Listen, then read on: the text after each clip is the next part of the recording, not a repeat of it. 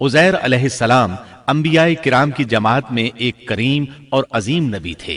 अल्लाह ताला ने उन्हें एक बस्ती की तरफ चलने का हुक्म दिया। वहां पहुंचे तो बस्ती वीरान थी, बेआबाद थी।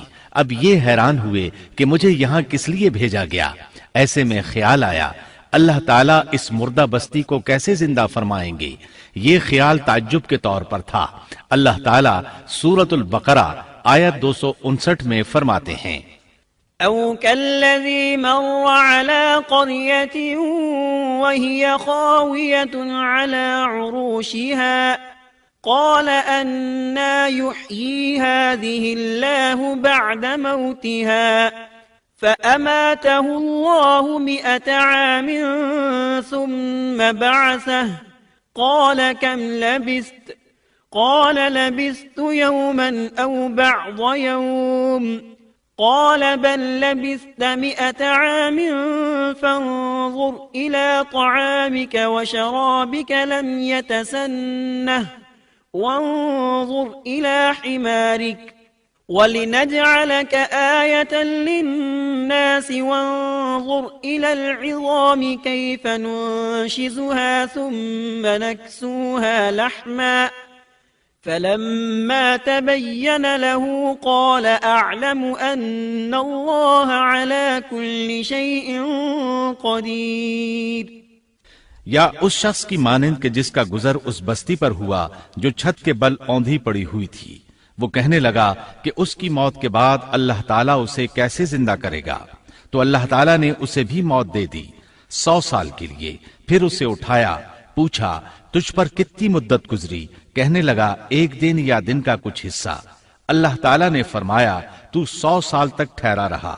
फिर अब तू अपने खाने पीने को देख कि ये बिल्कुल खराब नहीं हुआ, और अपने गधे को भी देख, हम तुझे लोगों के लिए एक निशानी बना रहे हैं। तू देख कि हम हड्डियों को किस तरह जोड़ते हैं, फिर उन पर गोश्त चढ़ाते हैं।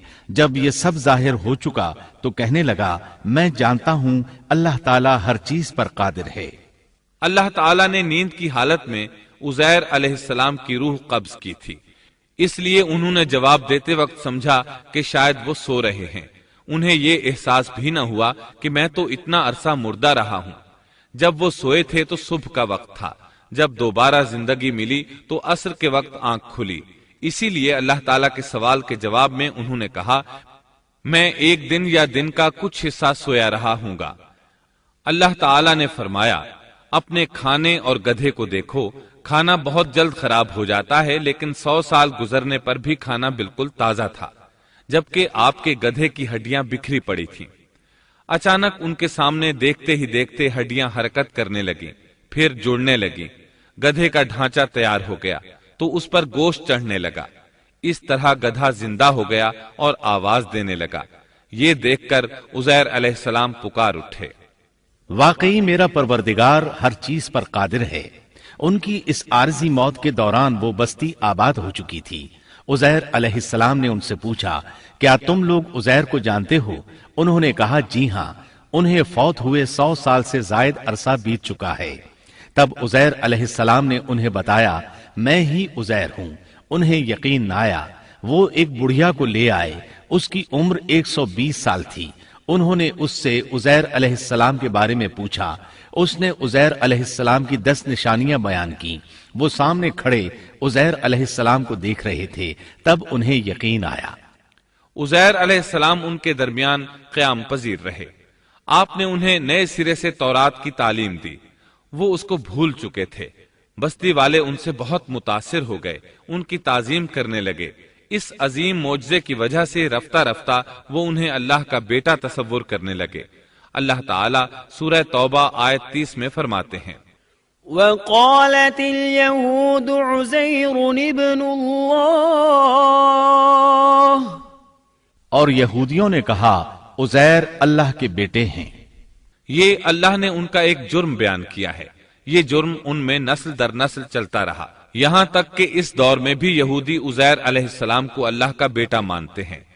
आपका नाम दीवाने मुकद्दस भी रखते हैं और कहते हैं ये मुकद्दस जात की नस्ल से है और माबूद है। यही उनका शिर्क है। अल्लाह उन पर लानत करे। अल्लाह उन्हें इस जुर्म की सजा जरूर देगा। इंसान कितने ही बुलंद बाला मकाम पर पहुंच जाए और अल्लाह ताला के साथ उसे ज्यादा से ज्यादा कुर्ब हासिल हो जाए, तब भी वो अल्लाह का बंदा ही रहता है और किसी भी बुलंदी पर पहुंचकर वो अल्लाह या अल्लाह का बेटा नहीं हो सकता, अल्लाह का शरीक नहीं हो सकता। अल्लाह जल्ल शानुहू की जात पाक वहदहू ला शरीक है और बाप बेटे की निस्बतों से पाक है।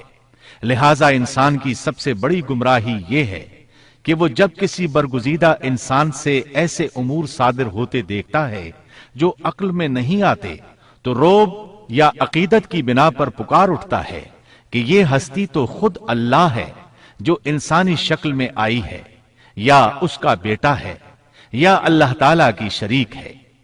वो ये नहीं सोचता कि बिलाशुबह इन वाकयात का जारी होना अल्लाह की ताकत के जरिए है जो बतौर निशान उस बरगुजीदा इंसान के हाथों जारी हुए।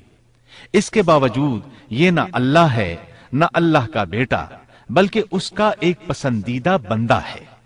और ये उमूर अल्लाह ताला के खास कवानीन के तहत सिर्फ उसकी ताईद और उसकी सदाकत के लिए जाहिर होते हैं, वरना वो भी अल्लाह ताला के आगे उसी तरह मजबूर है जिस तरह दूसरी मखलूक।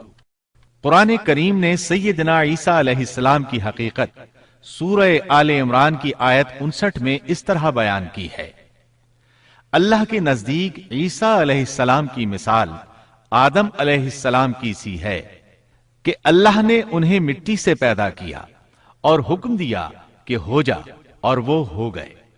मतलब ये कि अल्लाह का बेटा अगर किसी को कहा जा सकता तो आदम अलैहिस्सलाम को कहा जाना चाहिए था। लिहाजा किसी नबी के बारे में ये अकीदा रखना कि वो अल्लाह का बेटा है बिल्कुल फजूल और बातिल है।